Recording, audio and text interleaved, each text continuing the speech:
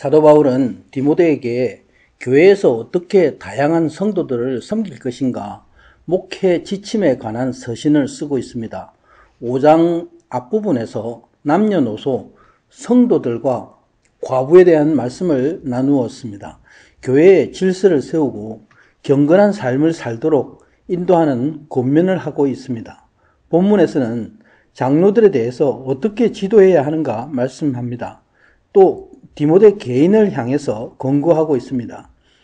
바로 경건한 삶을 통해서 선한 열매를 맺을 것을 당부하고 있습니다. 17절 교회에서 치리하는 장로를 존경하고 특별히 말씀과 가르치는 일에 수고하는 이들을 더욱 공경하라 말씀하고 있습니다. 소의 입에 망을 씌우지 말라는 말씀은 신명기 25장 4절의 말씀입니다. 이 말씀은 일하는 소에게 마땅히 먹을 것을 주는 것과 같이 일꾼이 삭을 받는 것이 당연한 것임을 말씀하고 있습니다. 하물며 하나님의 말씀을 먹이기 위해서 일하는 사역자에게 풍족한 물질로 보상하고 살해하는 것이 당연하다 말씀하고 있습니다. 제사장들에게 헌물을 드리고 10의 1조를 드리는 것도 같은 이유입니다. 사도 바울은 교회 안에서 일어나는 사람들의 송사에 대해서 신명기 19장 15절의 율법을 인용하고 있습니다. 반드시 두세 증인의 증거를 받아 판결하도록 하라 말씀하고 있습니다. 범죄한 장로나 지도자에 대해서는 교회 회중 앞에서 징계함으로 경계하라 말씀합니다. 한국 교회는 과거에 아주 엄격한 징계와 처벌이 있었지만 지금은 징계 자체가 없어진 교회가 많습니다. 징계가 없는 교회는 하나님 앞에 방종함을 남을 뿐입니다. 교회에 징계가 없다는 것은 교회 안에 하나님을 경외함이 없기 때문에 그렇습니다. 사도 바울은 하나님과 그리스도 예수와 택하심을 받은 천사 앞에서 디모데에게 엄히 명한다 21절에 말씀하고 있습니다. 아무 일에도 편견함이 없이 공정하게 처리하라. 편애하지 말고 편벽되게 하지 말라 말씀하고 있습니다. 또 22절에 아무에게나 경솔히 안수하지 않는 것은 안수하기 함으로써 직분자들을 임명할 때에 신중히 하라는 것입니다. 사도 바울은 감독과 집사를 세울 때 먼저 시험해서 보라 말씀하고 있습니다.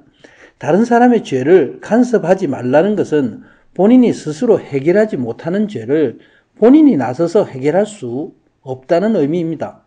그러므로 자기 자신을 잘 지켜서 회개하고 자신을 정결케 하라 말씀하고 있습니다. 23절에 사도 바울은 디모데 건강을 위해서 조언하고 있습니다.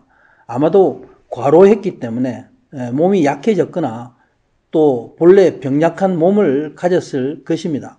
위장병이나 질병으로 고생하는 디모데를 위해서 포도주를 조금씩 마시라 권합니다. 유대 지역에서는 물이 오염되어 있었습니다.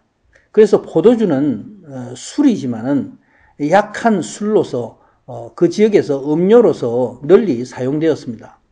그러나 유대인 중에 나실인과 레갑 족속은 금욕의 율법을 따라서 포도주를 마시지 않았습니다. 성경에는 술을 마시는 것을 금하고 있지는 않지만 술 취하지 말라 말씀하고 있습니다. 그래서 많은 한국의 기독교인들이 이 기절을 들어서 술을 마시고 스스로 행동을 정당화하는 데 이용을 합니다. 그러나 술을 조금씩이라도 마시다 보면은 절제하지 못하게 되고 습관적으로 마시게 됩니다. 그래서 술을 마시는 것이 흡연이나 폭식하는 것과 같은 나쁜 습관이 되기 때문에 당연코 끊어버려야 합니다. 데살로니가 전서 5장 22절에서 사도 바울은 악은 어떤 모양이라도 버리라 말씀합니다. 죄는 눈에 보이지 않습니다. 그래서 많은 사람들은 스스로 속이며 또 죄인이 아니라고 일생을 그렇게 속아서 살아갑니다. 그러나 죄는 언젠가는 드러나게 되어 있습니다. 그 죄가 어떤 사람들에게는 이 땅에 사는 동안에 먼저 드러나고 어떤 사람에게는 죽고 나서 드러나기도 합니다. 그러나 죄의 대가는 반드시 영원한 죽음입니다.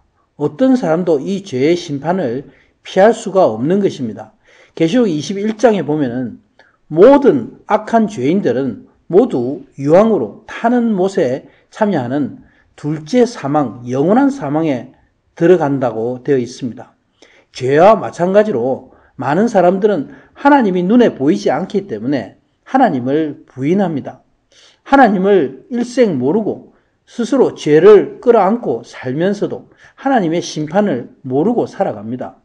그러나 하나님은 마지막에 모든 죄인에 대해서 영원히 심판이 있다 말씀하고 있습니다. 또 선행도 밝히 드러난다 말씀합니다. 선을 행하는 자가 누구입니까? 바로 그리스도 안에서 믿음으로 승리하는 하나님의 자녀들이 성령의 열매 맺는 일을 말씀합니다. 계시록 21장에 이기는 자의 마지막을 말씀하고 있습니다. 그리스도 예수로 이기는 자는 하나님의 유업을 얻고 신부가 되어서 영원한 생명을 누리게 됩니다. 이처럼 영의 일을 하나도 숨길 수가 없다. 사도 바울은 말씀하고 있습니다. 아멘.